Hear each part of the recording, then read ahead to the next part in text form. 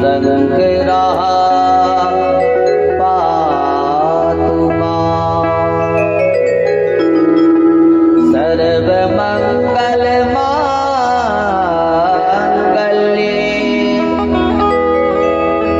शिवे सर्वार्थ साधिके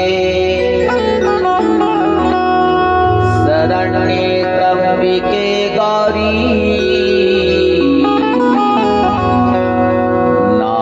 नारायणी नमोस्तुते। बंदौ श्री तुलसी के चरण जिनकी न्यो जग काज। कलि समुद्र गूढ़त लखे प्रगट्यो सप्त जहां। तुलसीदास जी के पद कमल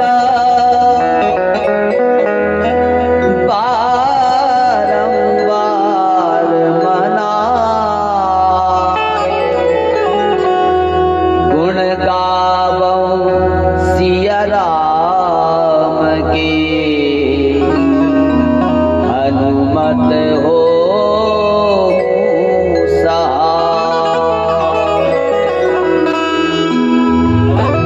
लेत सदा सुधि दीन की।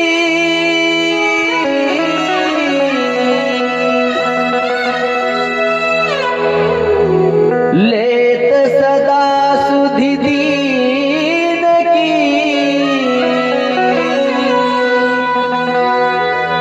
सहज दया के धाम।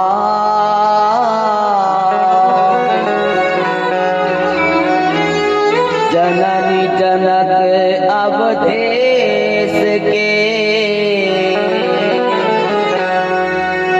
प्रभु श्री सीताराम।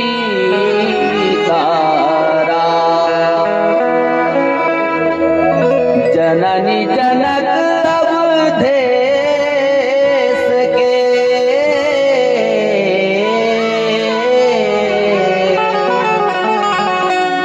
प्रभु श्री सीताराम। नाम कथा के रसिक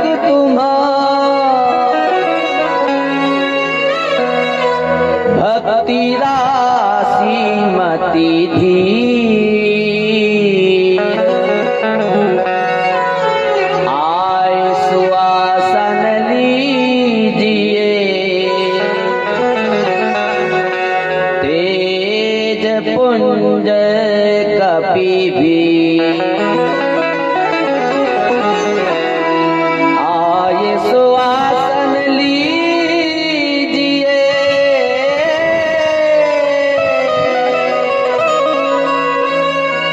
तेज पुंज कपि भी। बोलिए सियावर रामचंद्र की। आज तो पूरी राम टेकरी भरी है, इसके बाद ये आवाज इतनी कम। हमको सब मालूम है कि सबके यहाँ मेहमान आ गए हैं और खूब हलवा पूरी भी बन रही सबके घर में। इसके बाद भी आवाज नहीं निकल रही। हर घर में मेहमान आ गए होंगे अब तक। आए कि नहीं आए? अब तो बन भी रहा होगा ना बढ़िया। परम पूरी पूरी और पता नहीं क्या क्या। तो जरा गर्जना के साथ दोनों हाथों को ऊपर उठाइए, दोनों भुजाओं को ऊपर उठाएं और मेरे साथ जय घोष करेंगे गर्जना के साथ, ताकि 4 गांव में आपकी आवाज जाए। ठीक है? बोलिए राजा रामचंद्र भगवान की, उमापति महादेव की, सियावर रामचंद्र की, पवन सुत हनुमान की, वृंदावन बिहारी लाल की, राधा कृष्ण भगवान की, यज्ञ नारायण भगवान की, धर्म की, अधर्म का, प्राणियों में विश्व का, गौ माता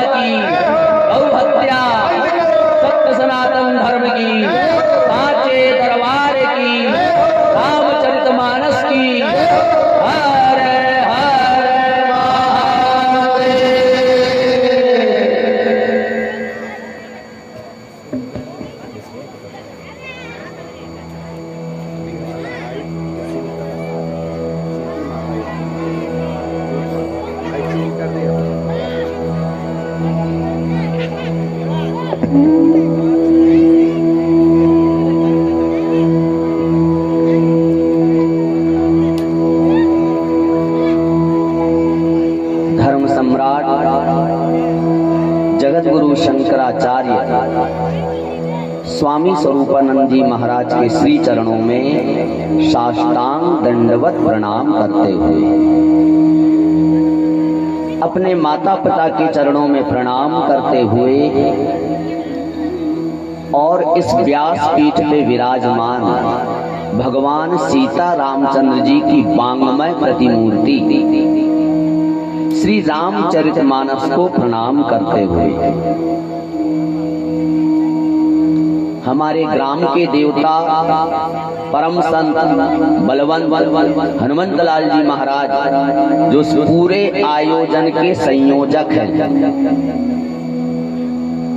और इस कथा के सबसे रसिक श्रोता हैं हनुमान जी महाराज। राम कथा सुनिवे को रसिया, राम लखन सीता मन बसिया। भगवान की मंगलमयी कथा सुनने के बड़े पक्के श्रोता हैं हनुमान जी महाराज। जहां जहां भी भगवान की दिव्य मंगलमयी कथा होती है ना, वहां वहां हनुमान जी महाराज निश्चय ही वहां कथा सुनने के लिए सबसे पहले आके बैठते हैं। ऐसे परम संत हनुमंतलाल जी महाराज के श्री चरणों में प्रणाम करते हुए, हमारे प्रधान देवता जिनकी छत्र छाया तले बैठ के हम यह आनंद रस उठा रहे हैं, दिन भर यज्ञ का आनंद, रात्रि बेला में भगवत कथा का आनंद, ऐसे राम टेकरी पर आनंद घाट जिसका नामकरण हुआ है, ये आनंद घाट है। आपका आनंद आ रहा है कि नहीं आ रहा? आ रहा। ये आनंद घाट की मंगलमयी राम कथा है। ऐसे भगवान सीता रामचंद्र जी के चरणों में प्रणाम करते हुए और इस दिव्य आयोजन में सारे देवता पधारे हैं। यज्ञ नारायण भगवान यज्ञ नारायण के चरणों में प्रणाम करते हुए उस दिव्य आयोजन में पधारे हुए समस्त संत समाज जो चलते फिरते तीर्थ राज कहे गए हैं। भाई तीर्थ में स्नान करने के लिए आपको जाना पड़ेगा, लेकिन संत को रामचरितमानस में गोस्वामी तुलसीदास जी ने चलते फिरते तीर्थ राज कहा है। ये चलते फिरते तीर्थ है, इनके दर्शन करने मात्र से तीर्थों में स्नान का फल हमें अनायास प्राप्त हो जाता है। ऐसे समस्त वैष्णव संत समाज के चरणों में प्रणाम करते हुए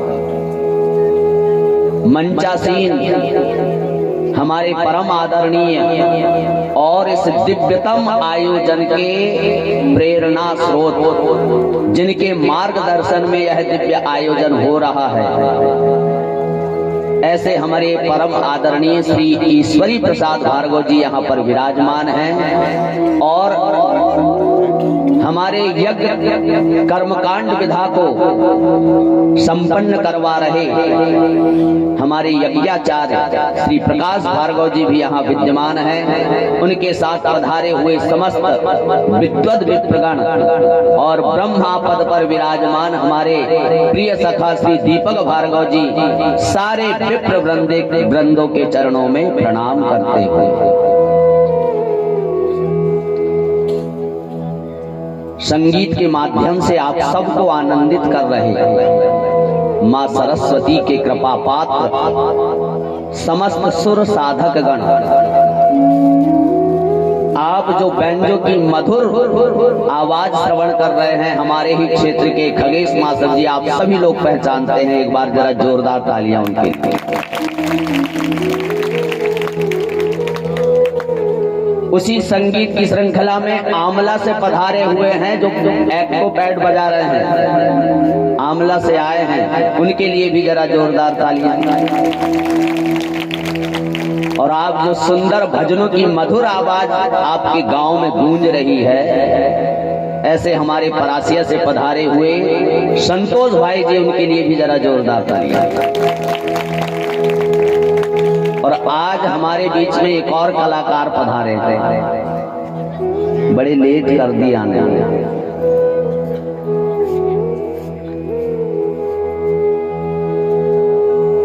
हमारे परासिया नगर के, हमारे काल्हरी क्षेत्र का नाम रोशन करने वाले जो दूर दूर जाकर संगीत के माध्यम से और उनके पास पैरासोनिक हैंड सेट है, जो हमारे छिंदवाड़ा जिले में इकलौते कलाकार हैं, उनके लिए जरा जोरदार तालियां जयदीप भाई के लिए। अब 2 दिन तक उसका भी आप आनंद लीजिए। दूर दूर से पधारे हुए हमारे सभी वयोवृद्ध श्रोता वृंद इतनी ठंड में दूर दूर गांव से आके यहाँ कथा श्रवण करने के लिए आ रहे हैं आप लोग, और सबसे ज्यादा संख्या में विराजमान यहाँ पर हमारी समस्त मातृ शक्तियां, भक्ति में शक्ति में समस्त माताएं बहनें जो सबसे ज्यादा संख्या में हैं। एक बार जरा जोरदार तालियां। छोटे छोटे बाल गोपाल, आप सबके हृदय में भगवान राम सीता की बड़ी सुंदर झांकी जो विराजमान है। ईश्वर अंश जीव अविनाशी, हर जीव में ईश्वर का अंश है। ऐसी सुंदर छटा को प्रणाम करते हुए आज हम चतुर्थ दिवस की द्वितीय सत्र की कथा में प्रवेश करने जा रहे हैं।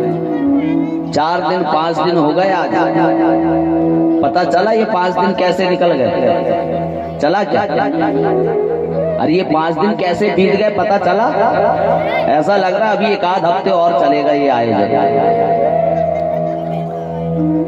ये जो समय है ना, ये सुख का समय है, बड़े जल्दी जल्दी बीतता है, पता ही नहीं चलेगा ये 7 दिन कब निकल जाएंगे और पूर्णाहुति भंडारा शुरू हो जाएगा यार।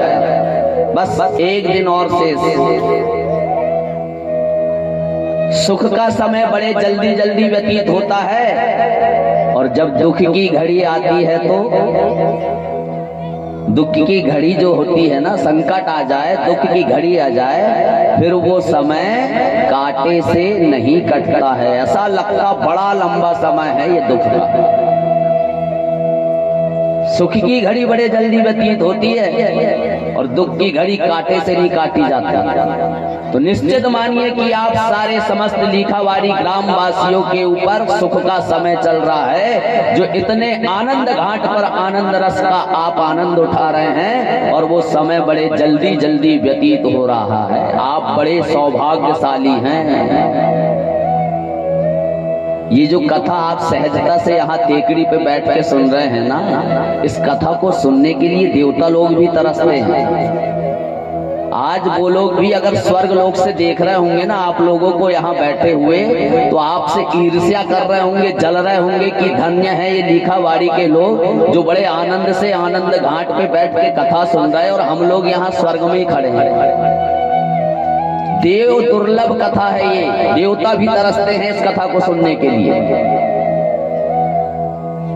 जिस कथा देव दुर्लभ है वो हम सहजता में यहाँ बैठ के कथा सुन रहे हैं, पर ये भी सहज नहीं है। ये जो आप सब लोग बैठे हैं ना, बिनु सत्संग विवेक ना होई,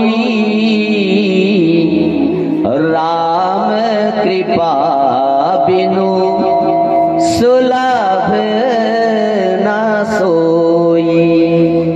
निश्चित मानिए आप सबके ऊपर भगवान रामचंद्र की बड़ी कृपा है, तभी आप यहाँ बैठ के राम कथा श्रवण कर रहे हो। ये ऐसे ही कथा सुनने को नहीं मिलती। जब तक भगवत कृपा हमारे ऊपर ना हो जाए तब तक ऐसी भगवत कथा श्रवण करने का सौभाग्य हमें नहीं मिलता है। आप समस्त ग्राम वासियों के सहयोग से यह विशाल दिव्य आयोजन श्री रामचरितमानस यज्ञ श्री राम कथा रस महोत्सव का आज 5म दिवस है। सानंद पूर्वक हनुमान जी महाराज की कृपा से निर्विघ्नता पूर्वक आगे की ओर बढ़ते जा रहा है। और आनंद भी दिनों दिन बढ़ते जा रहा है। बढ़ रहा है कि नहीं?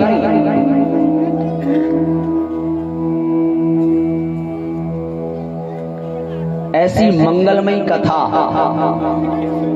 कथा सुनने से मिलता क्या है? बोले हम लोग इतनी ठंड में घर में बैठ के बढ़िया सीरियल देखते, आराम करते, सोते, अब यहाँ 3 घंटे इतनी ठंडी में बैठे, मिलेगा क्या इस कथा को सुनते? धर्म, अर्थ, काम और मोक्ष, ये 4 फल प्रदान करती है भगवान की मंगलमयी कथा।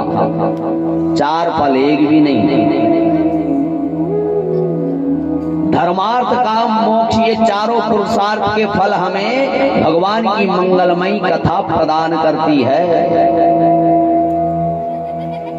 और हमारे जीवन की व्यथा को समाप्त करती है ये कथा। हमारे जीवन में कितनी व्यथाएं हैं, अगर व्यथा नहीं होती तो हमारी कथा होती कि नहीं? किसकी कथा होती है? भगवान की। भगवान की कथा होती है और हम सब लोगों की व्यथा होती है। आप लोग मंदिर जाते हैं, भगवान के पास जाते हैं, भगवान के दरबार में जाते हैं, अपनी व्यथा या अपना दुख ही लेके तो जाते हैं।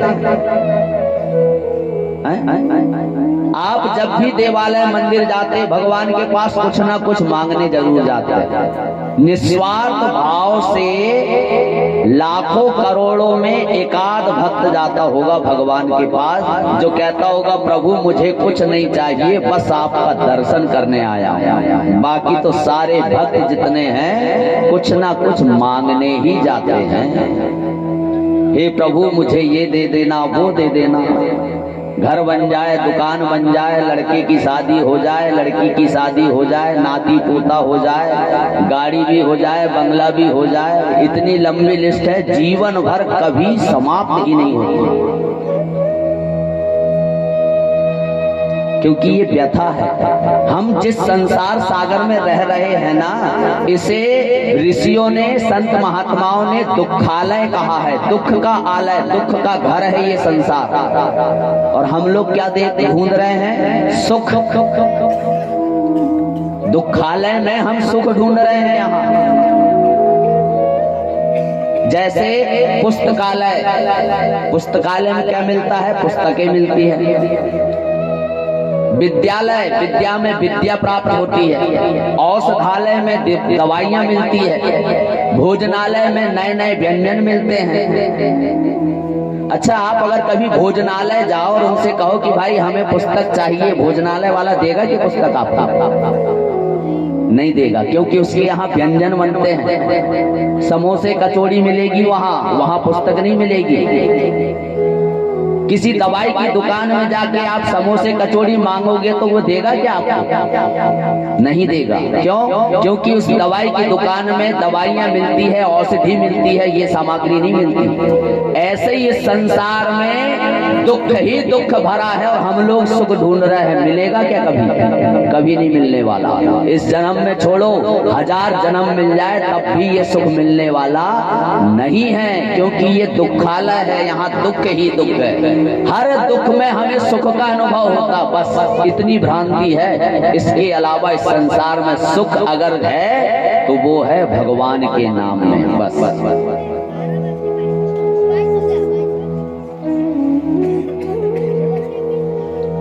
रावण जिसके पास सारी दुनिया की संपत्ति थी, लोगों के पास सोना चांदी होता, घर में जेवर, उसके यहाँ नगर ही सोने की लंका थी। उसके जैसा बलशाली कोई नहीं, उसके जैसा विद्वान कोई नहीं। त्रिकाल दृष्टा, भूतकाल, वर्तमान काल, भविष्य काल, तीनों का ज्ञाता, जिसके यहाँ नवग्रह उसके अनुकूल चलते थे, शनि जिसके यहाँ उल्टा लटका था, काल जिससे सारा संसार डरता है, उस काल के ऊपर पैर रख के रावण बैठता था। आज वही रावण जब भगवान की स्तुति करता है तो वो रावण कह रहा है कदा सुखी भवाम्य हम, हे महादेव मैं कब सुखी होऊंगा। जब रावण जैसा इतना बड़ा व्यक्तित्व बोल रहा है कि मैं कब सुखी होऊंगा, तो हमारी और आपकी क्या बात है? जिसके पास सब कुछ है, वो भी भगवान भोलेनाथ से कह रहा है शिव तांडव स्तोत्र में, कदा सुखी भवाम्य हम, हे महादेव मैं कब सुखी होऊंगा।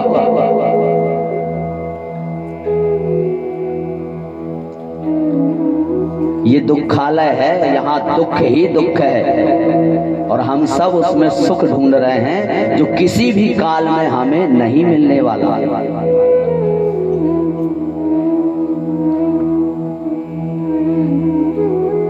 अभी विगत 2 वर्षों से हम लोगों ने वो संकट की घड़ी देखी है, देखे कि नहीं हमने 2 साल में, जो शायद 100 वर्षों वालों ने भी कभी नहीं देखी होगी। ऐसी वैश्विक महामारी आई जिसमें सारा संसार ने हाथ खड़ा कर दिया, विज्ञान ने भी जहां घुटने टेक दिए हो। जब पूरा संसार घुटने के बल आ गया, विज्ञान ने हाथ खड़ा कर दिया, कुछ नहीं हो सकता। और वो सारा भयावह मंजर हम सब लोगों ने अपनी आंखों से देखा है अभी ये 2 वर्षों में। ये जो सृष्टि संचालित हो रही है ना, उस ईश्वर की सत्ता से होती है, हमारे और आपसे नहीं। जब प्रकृति का संतुलन बिगड़ता है तो प्रकृति अपना संतुलन खुद बनाती है स्वयं। जैसा हमने बोया है वैसा ही हमें मिलेगा। और बबूल लगाया है तो आम के फल थोड़ी ना मिलेंगे, कांटे ही मिलेंगे। आम लगाओगे आम का फल मिलेगा, बबूल लगाओगे कांटे मिलेंगे। जैसा बोया है हम लोगों ने वैसा ही हमें फल प्राप्त होगा।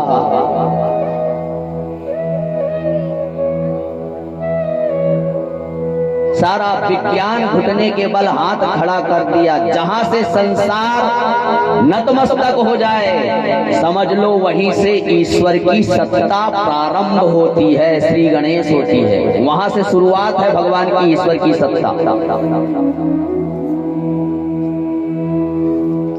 जिस प्रभु ने ये सृष्टि बनाई है वो अपने अनुकूल इस सृष्टि को संचालित करता है, पालन करता है, संहार करता है, तीनों करता है। इस सृष्टि को वो बनाता है, पालन भी करता है और अंत में संहार भी करता है। ये तीनों सत्ता उस पार ब्रह्म परमात्मा के हाथ में है, हमारे हाथ में नहीं है।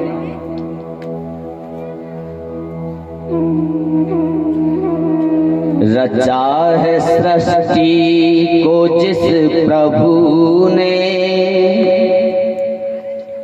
वही ये सृष्टि चला रहे हैं।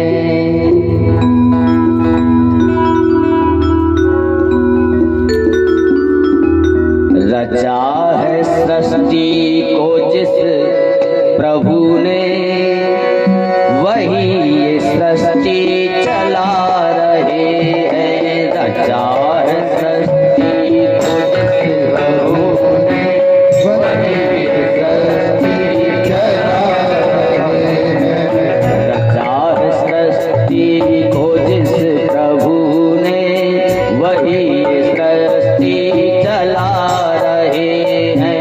रचा है सृष्टि को जिस प्रभु ने, वही